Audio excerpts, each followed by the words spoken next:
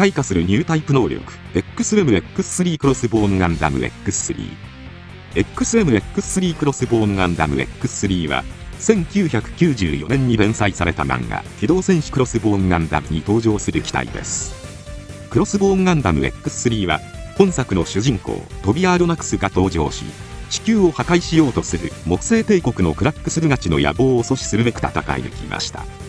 今回はそんなクロスボーンガンダム X3 について解説させていただきます。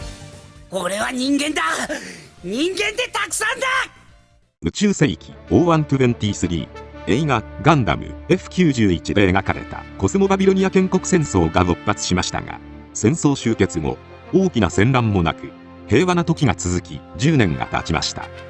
そして宇宙世紀 O133 地球圏のコロニー生まれの少年トビアーロナクスは留学生として木星に向かいましたが、途中で宇宙海賊の襲撃を受け、木星帝国と海賊クロスボーンヴァンガードの戦いに巻き込まれていくことになります。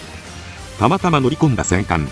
木星帝国の企みを知り、命を狙われるようになったトビアは木星帝国の企みを阻止しようとするクロスボーンヴァンガードに助けられ仲間になります。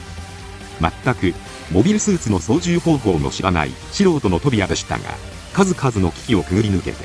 徐々にそのニュータイプ能力を開花させていきます。当初は木星帝国から鹵獲したモビルスーツフェズバタラに登場してキンケドゥマウガ、カル、クロスボーンガンダム X1 などと共に戦っていましたが、トビアたち留学生の指導教官の一人にして木星帝国の諜報員カラスによってベルナデットをされわれてしまい、フェズバタラは破壊され、トビアも木星船ジュピトリス9に囚われてしまいます。しかし公開処刑のコロシアムで生身でクロスボーンガンダム X2 と戦い、起点を利かせて機体を奪取してコアファイターで脱出します。火星と木星の間、周囲1億キロ四方には何もない場所でしたが、トビアは地球を目指すマザーヴァンガードに帰還することに成功しました。地球圏へ到着したマザーヴァンガードでしたが、この時木星帝国は策略により地球圏と友好関係を結んでいたので、サナリーが直接補給物資をクロスボーンヴァンガードに届けることができませんでした。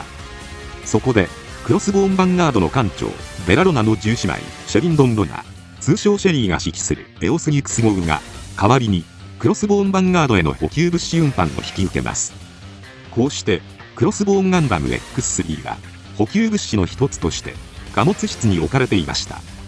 しかしシェリーは補給物資を渡す気はなく、マザーヴァンガードを地球連邦軍に引き渡そうとしました。地球連邦軍と戦うわけにはいかないマザーヴァンガードは抵抗せず、おとなしくせざるを得ませんでしたが、木星帝国で回収されたクロスボーンガンダム X2 回が襲撃してきたことによって反逆者とみなされてしまい、地球連邦軍との戦闘になります。その最中、トビアはシェリーからニュータイプの素質を見抜かれ、マザーヴァンガードを見捨てて仲間になるよう誘いを受けますが、これを断り新型機クロスボーンガンダム X3 を強奪するのでした。待っていろベルナデット、今約束を守る。ガンダム F97 ことクロスボーンガンダム X3 は実験用に少数生産されたクロスボーンガンダムの3番機で、武装パーツを一部回収された以外は基本的に X1、X2 と同一機です。そのため機体性能に変化はありません。まず背中に広がる X 字のスラスターを搭載しています。木星の高重力に対応できるよう個々のバーニアを大型化するのではなく、メインスラスターをフレキシブルに稼働させて姿勢制御を行うという独特の方法を採用することで、機体重量の増加を抑えての高機動化を実現しました。またコックピットブロックは機体から分離してコアファイターにすることが可能です。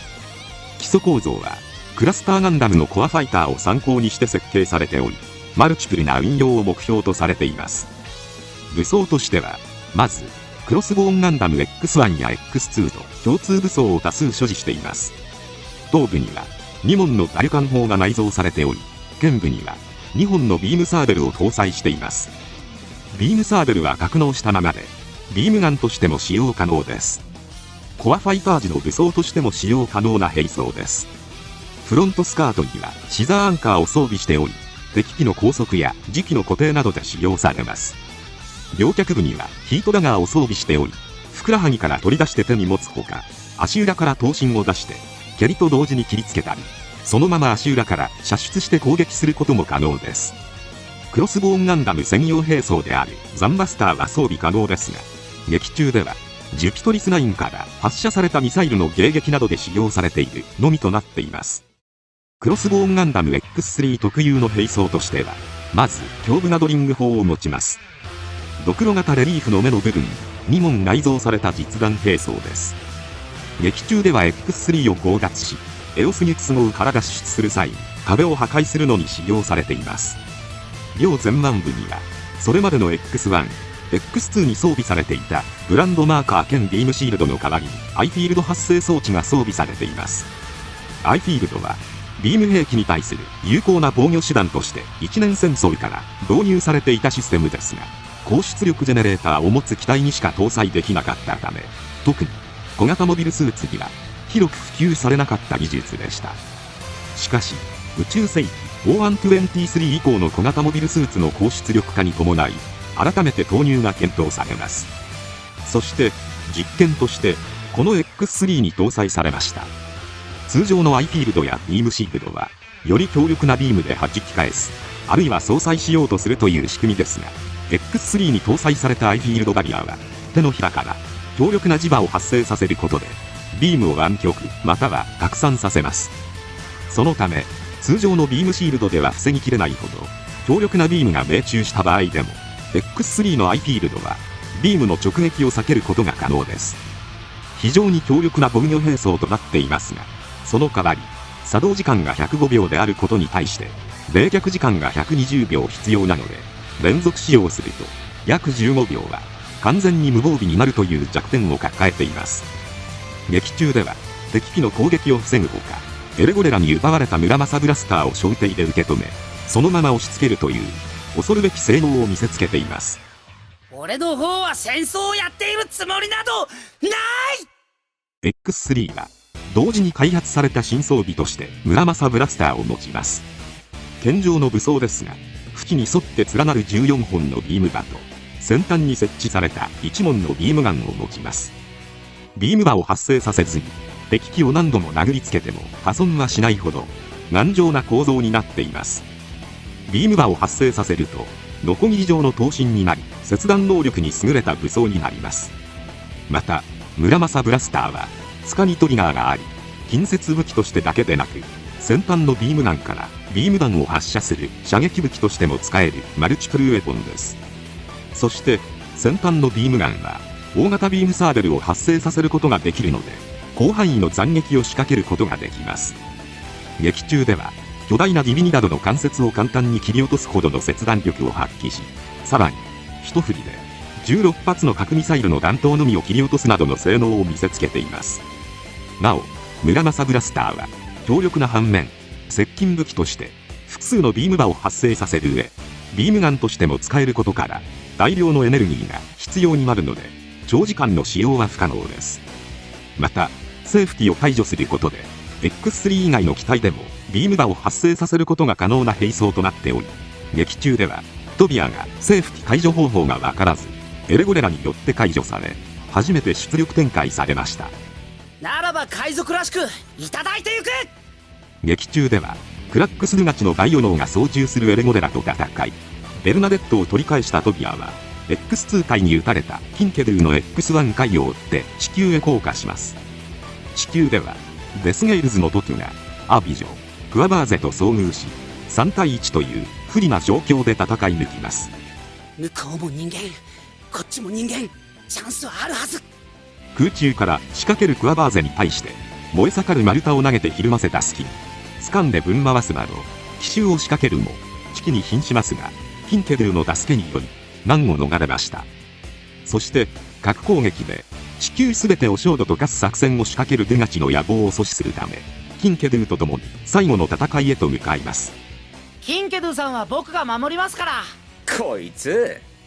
宇宙ではノーティラスをカラスと戦った後、現れた7機のディビニダドの裏で隠れる8機目のディビニダドと共に地球へ降下します。最終的に X3 がディビニダドを食い止めるため戦いますが、村正ブラスターは砕かれ、武器がなくなるも頭部の大型メガ粒子砲を発射する寸前、X3 のアイフィールドを全開にしてメガ粒子砲の重心に突っ込みビームを暴発させてビビニガドの頭部を焼き尽くし決定的なダメージを負わせます。しかしこの行動により X3 が跡形もなく消滅しました。木星戦役後はキンケドゥ・ナウがベラロナと共に地球で安穏に暮らすためトビアに X1 回が引き渡され宇宙へ旅立っていきました。余談ですが、漫画クロスボーンガンダム連載当初、クロスボーンガンダム X3 はガンダム F97 の3号機とされていましたが、クロスボーンガンダムゴーストで XO が登場したことにより実験用の予備機だったことが判明しました。こうしてトビアードナクスもといカーティス・ロスコは真の3番目の機体クロスボーンガンダム XO に登場することになっていくのです。今回はこれで以上となります。チャンネル登録されるかはお任せいたしますので、もしよければもう一本動画を見ていただければとても嬉しいです。最後までご視聴いただきありがとうございました。